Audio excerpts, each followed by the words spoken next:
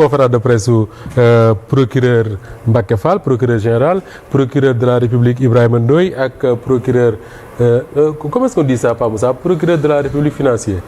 loolu moom français boobu ñi jàng ñoo ko mën a xam. le parquet financier le procureur de la République financier. alors ban jàngat la ngay def lan la inspiré seen jàkkaarloo ak taskatu xibaar yi démb.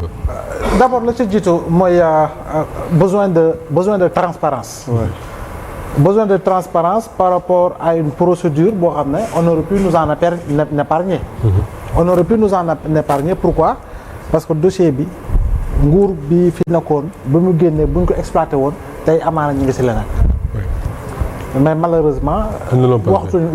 malheureusement ou heureusement parce que Pamatar nee na bu ñu ko exploité woon xëy na du leer comme ni mu nar a leer. jamono jooju lu ñu doon werante mooy montant bi. naan noonu du lii la si la ñu doon werante. mais dem ba dëgg-dëgg ñetti procureur yi bu ñu toogee déjà boo jàngatee seen communication boo jàngatee posture bu ñu toogee intonation bi exclamation bi affirmation bi ak interrogation yi.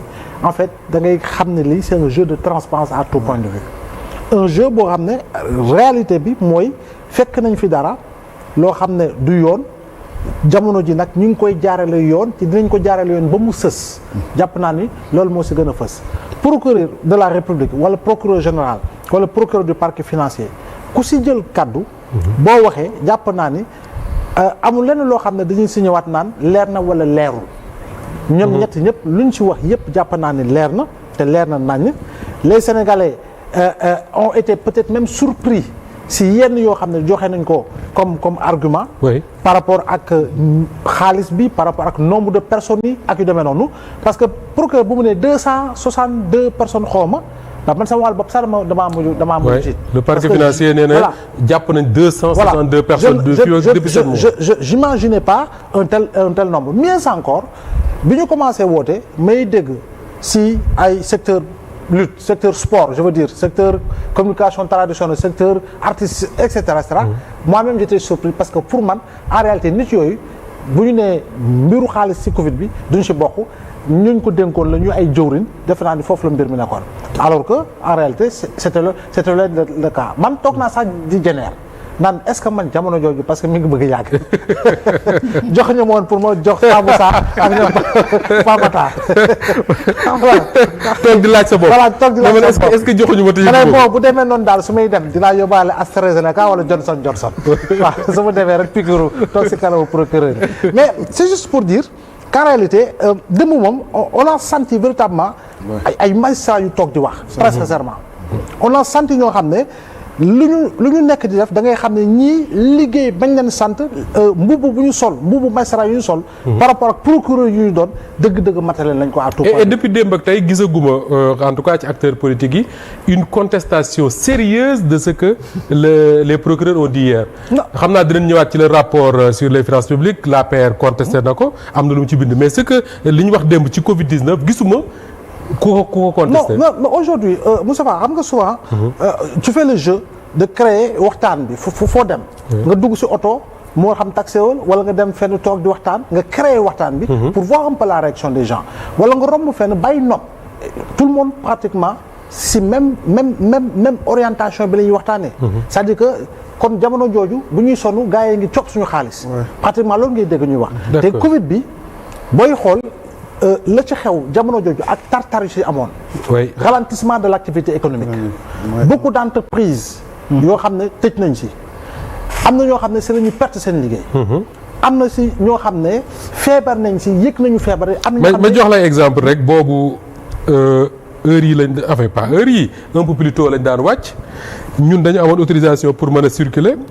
man il m'arrivait je dis même pas il m'arrivait tous les jours suñu wàccee damay jël ñenn ci gars yi comme ay Assane Gueye ak yooyu may yóbbu ba Guédiawaye ñu ngi may seetaan mais il arrivait fréquemment romb nañ ko fii ci Brioche Dorée bi nekkoon fii ci Grand Yoff benn waay boo xam ne mais tànk bi moo damm ay mbokkam yor ko xamuñu fu ñu ko yóbbu parce que gisuñu oto gisuñu dara ñun ñoo ne leen da ngeen di dem da ngeen di koy bàyyi fii dem policiers yi nekk rond-point Liberté 6 ngeen wax leen ko ñoom dinañ ñëw jël ko beneen bi Guédiawaye fi BRT bi jaar léegi foofu mas naa fa dem benn guddi ni di yóbbu Assane Gueye xam naa mi ngi may seetaan mais fekk jigéen wérul ak jëkkëram ñu ànd. effectivement nga xam ne kii moom bu ko mat dabee ci diggante bi jëkkër ji xamul nu muy def ak moom.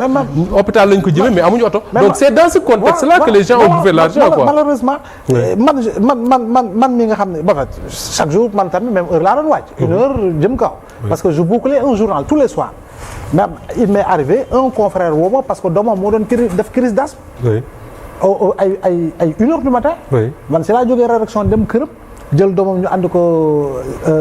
parce que au moins di nga mën a génn. voilà ak yooyu ak moom si wàllu boppam parce que moom tamit taskatu xibaar la. tu vois dans ces conditions là nu mu taree woon. def nañu 2 couvre-feu yoo xam ne fekk nañu si weeru koor. oui tu vois avec une situation financière boo xam ne c'était carabiné pour énormément de familles. absolument donc bu ñu ñëwee nag ñu toog ñu ne daañu ko topp ba mu jeex jàpp naa ne tous Sénégalais boo gis jamono yi dafay tàccu. parce que en réalité dina xam la mu dundoon ak lu dëkk bi dund ba pare am ñoo xam ne malheureusement jamono yooyu ñu ngi siy doon profité. d'accord alors Pape Sané est-ce que comme Abdoulaye Mbaye waxee d'accord nga ak moom que ni l'exercice d'hier je parle de la conférence de presse yi procureur yi defoon exercice bu utile la.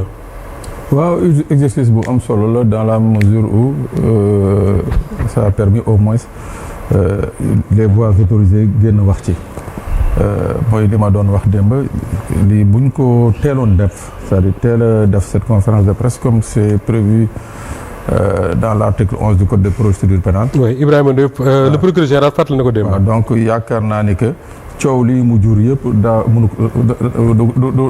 daanu ko woon jur quoi mais en tout cas cause mooy que li ñu wax ça a permis au moins aux Sénégalais de comprendre mais boo gisee nag mbir mi Ablaye mu ngi koy wax.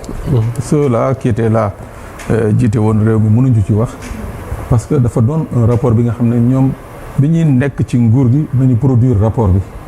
donc dafa seen rapport la ko woon di waaw seen rapport la.